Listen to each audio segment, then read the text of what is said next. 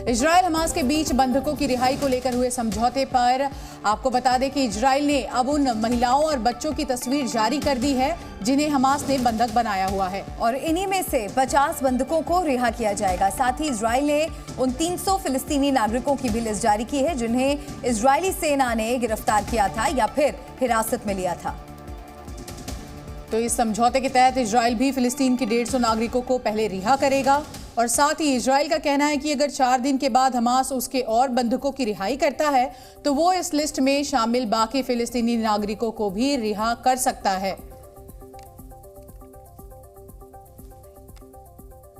Hamas Israel के जितने बंधक छोड़े अभी उसी अनुपात में इजराइल फिलिस्तीनी कैदियों की रिहाई करेगा। 3 तस्वीरें इस वक्त आप देख सकते हैं किस तरह से 4 दिन के युद्ध विराम की बात, गाजा में बम बरसाने की नहीं बात हो रही है, जो ह्यूमैनिटेरियन एड है वो पहुंचाया जाएगा, वहीं 50 बंधकों को हमास छोड़ने की बात कह रहा है।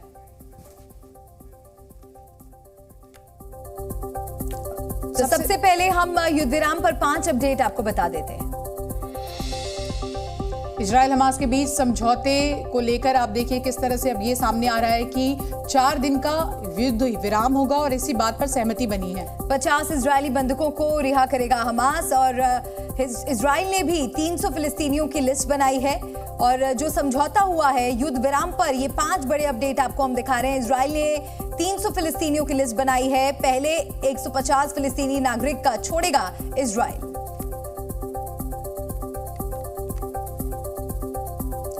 इजराइल हमास के बीच युद्ध विराम तो हो गया लेकिन इस समझौते को लेकर अब कई पेच हैं और इस पूरे मामले को समझना बहुत जरूरी है। इजराइल ने जारी की है 300 कैदियों की लिस्ट, 150 फिलिस्तीनी कैदियों को रिहा करेगा इजराइल। पहले 4 दिनों में 50 बंधकों के बदले में 150 कैदी रिहा होंगे। 4 दिन के बाद हमास के रुख पर रणनीति तय होगी और फिर इजराइल के छोड़े गए बंधकों के अनुपात में होगी रिहाई। तो युद्ध विराम की जो शर्तें हैं, 5 शर्तें आपको हम दिखा रहे हैं।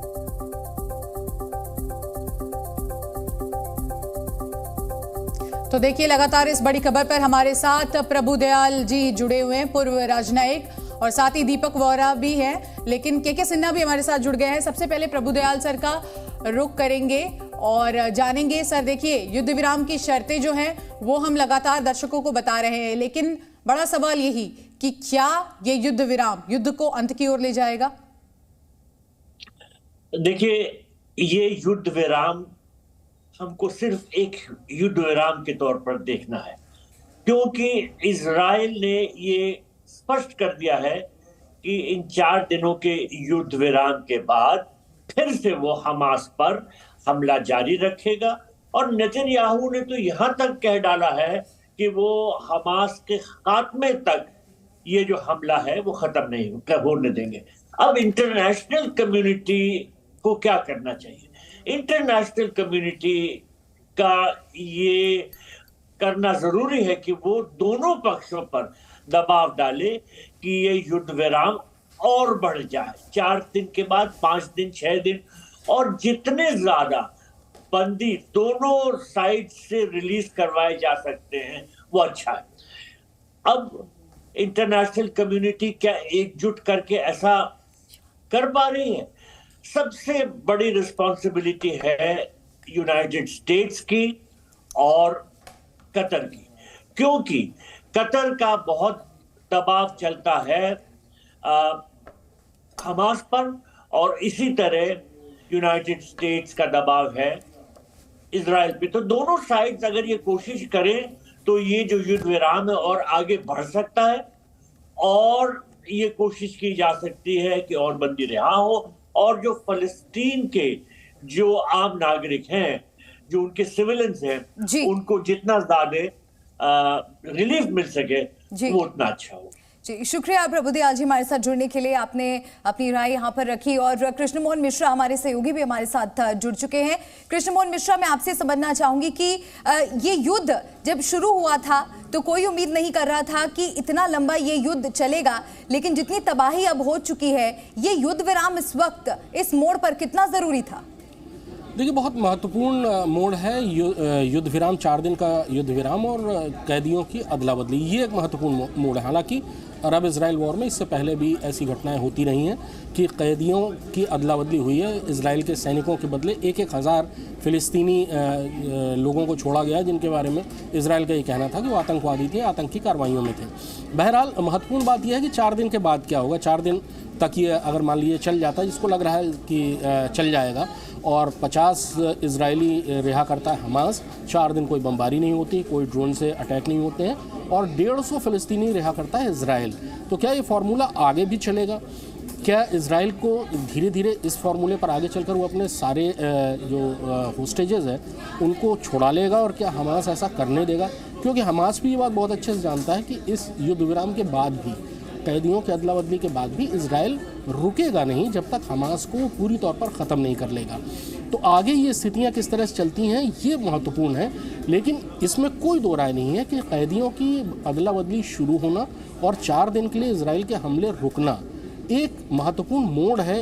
पिछले 1.5 महीने से ज़्यादा वक्त हो चुका है इस लड़ाई को, बहुत महत्वपूर्ण मोड़ है। लेकिन अब आगे दूसरे लोग क्या करते हैं, हूती कैसे रिएक्ट करता है या हिजबुल्लाह कैसे रिएक्ट करता है?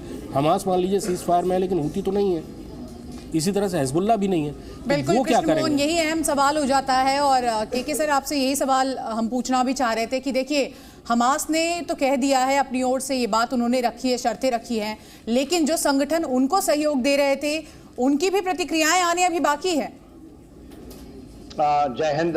देखिए, 46 डेज के बाद एक पड़ाव आया है जिसके अंदर में कुछ चीज़ें सामने आ रही हैं, जिसमें 50 बंधकों के बदले 150 कैदियों की रिहाई का जो मामला चल रहा है। और देखिए, इसके अंदर में बहुत सारे चीज़ें आई, बहुत सारे खुलासे हुए, और जिस तरह से चीज़ें अभी होंगी, क्योंकि ये तो एक प्लान के तहत ही है। अभी भी जो कैबिनेट के अंदर में जो वॉर कैबिनेट है, बहुत हंगामा चल रहा है, बहुत इसके पक्ष में है, कोई बहुत सारे लोग विपक्ष में हैं। मतलब नेतन्याहू ने कह दिया है कि मोर और लेस दे हैव एग्रीड, तो मैं ये मानता हूँ कि शायद ये हो जाए। पर सबसे बड़ा मुद्दा जो है PIJ का है, वो अभी कहीं मीडिया में डिस्कस नहीं होता है। PIJ जो पैलेस्टीनियन इस्लामिक जिहाद है, मेरा अनुमान है और ऐसे सूचनाएं भी हैं कि ज़्यादा बंधक उनके पास में हैं। क्यों? ये तो जो हमास कहता था कि पूरे के पूरे बंधकों का उनके पास में पूरा कंट्रोल है 240 के आसपास, जिसमें से तकरीबन 2 डेड बॉडी, एक और डेड बॉडी मिली है, 3 डेड बॉडी तो मिल गई हैं। तो ये कोई कह नहीं सकता कि ये पूरे के पूरे बंधक एब्सोल्युटली सुरक्षित हैं, वो तो आने वाले समय ही बताएगा। मगर एक बहुत बड़ी पड़ाव है, एक बहुत बड़ा यदि हो जाता है, जो भी इसके नॉर्म्स निकाले गए हैं कि पहले 10 छोड़े जाएंगे तो उसके 30 छोड़ेंगे, ऐसे 4 दिन का ये चलेगा। और इसी बीच में इजराइल को 2 मिलिट्री एक तरह का गेन है। एक तो बंधक आ रहे हैं, क्योंकि बहुत बड़ा प्रेशर है नेतन्याहू साहब के ऊपर में, और पूरे इजराइल में भी प्रेशर है, तो कुछ बंधक आ जाते हैं तो बहुत ही अच्छा है। ये भी मान के चला जा रहा था कि शायद उनको 240 बंधकों को सैक्रिफाइस करना पड़ेगा, या हमास को आप पूरा खत्म करना चाहते हैं तब। देखिए, दूसरी बड़ी बात जो मैं इसमें अंडरलाइन करता हूं, तो ये तो समय ही बताएगा जैसे जैसे चीजें आगे बढ़ेंगी। यदि ये प्रक्रिया आगे बढ़ती है तो एक अच्छा पड़ाव है। मगर PIJ आज का ही दिन वो कह रहा है, जो 7-10 हुआ था, 7-10 का मतलब है 7 अक्टूबर को जो नरसंहार हुआ था, वो हम वेस्ट बैंक से करेंगे। अभी थोड़ी देर पहले उसने रिलीज किया है ये। तो ये, और हमास ने भी ये कह चुका है कि यदि ये नहीं होता तो हम फिर से करेंगे।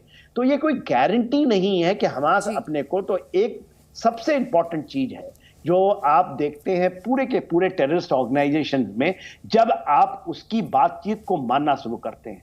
पहले तो वो कहता था कि आप एक घर को मारो, हम बंदूकों को खत्म कर देंगे, मगर वो तो किया नहीं। तो ही इज वो यील्ड कर रहा है आपके टर्म्स कंडीशंस में, तो उनको और प्रेशर में डालना पड़ेगा। यकीनन जनरल सिन्हा, ये एक महत्वपूर्ण पड़ाव जरूर है, लेकिन निर्णायक नहीं है। और आप दोनों हमारे साथ बने रहिए। इस बीच कुछ और जानकारी हम हमारे दर्शकों को देना चाहते हैं। इजराइल और हमास के बीच युद्ध को 46 दिन हो चुके हैं। 7 अक्टूबर से अब तक इजराइल की सेना ने गाजा में तबाही मचाई है। हमास के सैकड़ों ठिकानों को तबाह कर दिया गया है और इजराइल के प्रतिशोध में गाजा को अब पूरी तरह से खंडर बना दिया है। हमास के आतंकियों को चुन कर अब मारा जा रहा है। वहीं इजराइल के PM नेतन्याहू भी साफ कह चुके हैं कि जब तक हमास का खात्मा नहीं कर लेंगे, हम बिल्कुल भी रुकने वाले नहीं हैं। इजराइल और हमास में छिड़ी जंग ने गाजा शहर की तस्वीर बदल दी। इजराइल के प्रतिशोध ने पूरे गाजा शहर को खंडर में तब्दील कर दिया। जहां पहले ऊंची ऊंची इमारतें थीं, वहां अब राख के ढेर हैं, चीख पुकार और कराहते फिलिस्तीन के लोग हैं।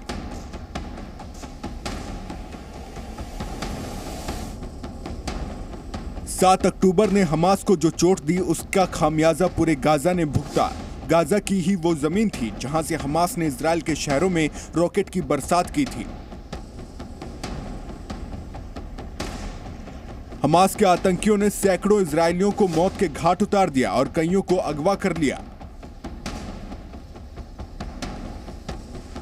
हमास के हमले का जवाब देते हुए इजराइल ने गाजा में बमों की बरसात कर दी, उन बिल्डिंगों को निशाना बनाया जहां हमास के आतंकी ठिकाने थे। इजरायली सेना ने गाजा के आसमान को बारूद के धुएं से भर दिया। इजराइल के बदले की आग में गाजा पिछले 40 दिनों से जल रहा है।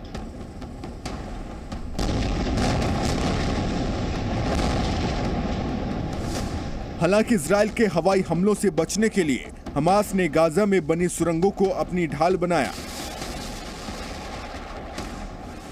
हवाई हमलों से बचने के लिए हमास के आतंकी सुरंगों में बंधकों के साथ छिप रहे थे। हमास का यह पैतरा ज्यादा नहीं चला। हमास को पूरी तरह खत्म करने के लिए इजराइल ने जमीनी आक्रमण को हथियार बनाया। गाजा में घुसकर इजरायली टैंकों ने तबाही मचाई। जिन सुरंगों में हमास के आतंकी छिपे हुए थे, वहां इजराइल के तोपों ने आग उगली।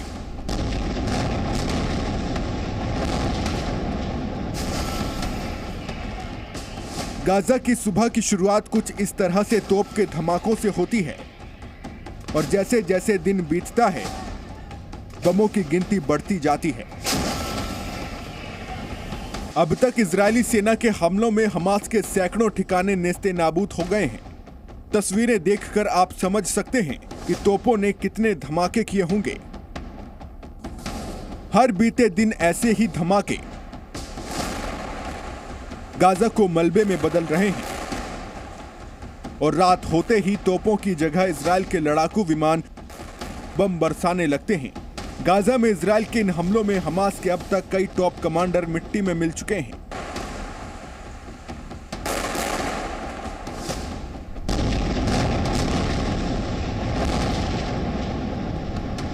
वहीं इजराइल का दावा है कि हमास के आतंकी छिपने के लिए स्कूलों और अस्पतालों को अपना अड्डा बना रहे हैं। इसलिए इजरायली फाइटर प्लेनों ने अल शिफा अस्पताल और दीर अल बलहा रिफ्यूजी कैंप में बमों की बरसात कर दी। इजराइल का दावा है कि अल शिफा अस्पताल से हमास की साजिश के कई सबूत सामने आए हैं। ये वीडियो अल शिफा अस्पताल का है, जिसमें हमास के आतंकी अपने साथियों को ले जाते हुए दिखाई दिए। आईडीएफ ने यह दावा किया कि उन्होंने अल शिफा अस्पताल पर पूरी तरह कब्जा कर लिया है। गाजा के रिमल इलाके में सेना ने 35 सुरंग शाफ्ट का पता लगाया और बड़ी संख्या में हथियार, गोला बारूद और रॉकेट लॉन्चर जब्त किए हैं। इसके अलावा बेत हनोन में भी हमास की सुरंगों पर हमला किया गया। 7 अक्टूबर को हुए आतंकी हमले के बाद इजराइल ने अब तक गाजा में 15,000 से ज्यादा ठिकानों को तबाह किया है। इजरायली हमले में अब तक करीब 13,000 लोगों की मौत हो चुकी है। वहीं इजराइल ने यह दावा भी किया है कि हमास के ठिकानों को तबाह करने के दौरान उसके 6,000 से ज्यादा हथियारों को भी नष्ट किया गया है।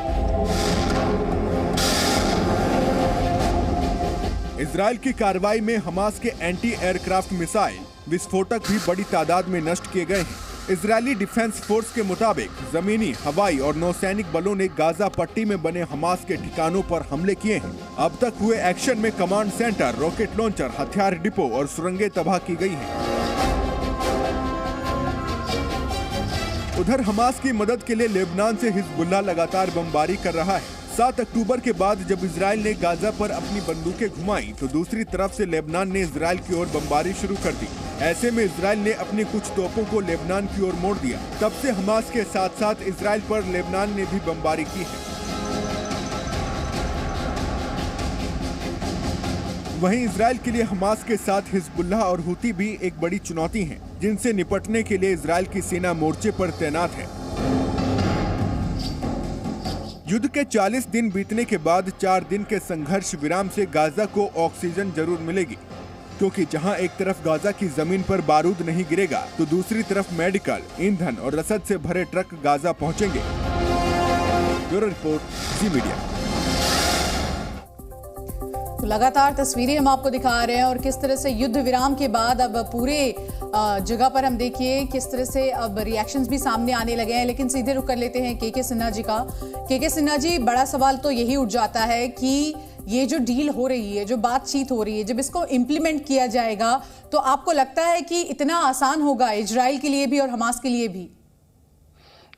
देखिए, इम्प्लीमेंटेशन फेज तो सबसे डिफिकल्ट होता है मलिका शिवांगी। प्रॉब्लम वही है कि जमीन के ऊपर में इसको इम्प्लीमेंट कैसे करें। अभी तो रेड क्रॉस कहता है, यूएन का वही रेड क्रॉस, वहां पर उसके 13,000 लोग पहले काम करते थे। उनके नाकों के नीचे यदि इन हॉस्पिटल में, स्कूलों में, मस्जिदों में इस तरह के हमास की गतिविधियां चली कि जो कि एब्सोल्युटली नॉट परमिटेड नहीं होनी चाहिए, उनके नीचे वो उन्होंने ओनअप किया है और वो आगे आए हैं कि हम लोग इसमें आएंगे और इंश्योर करेंगे कि ये ठीक तरह से हो।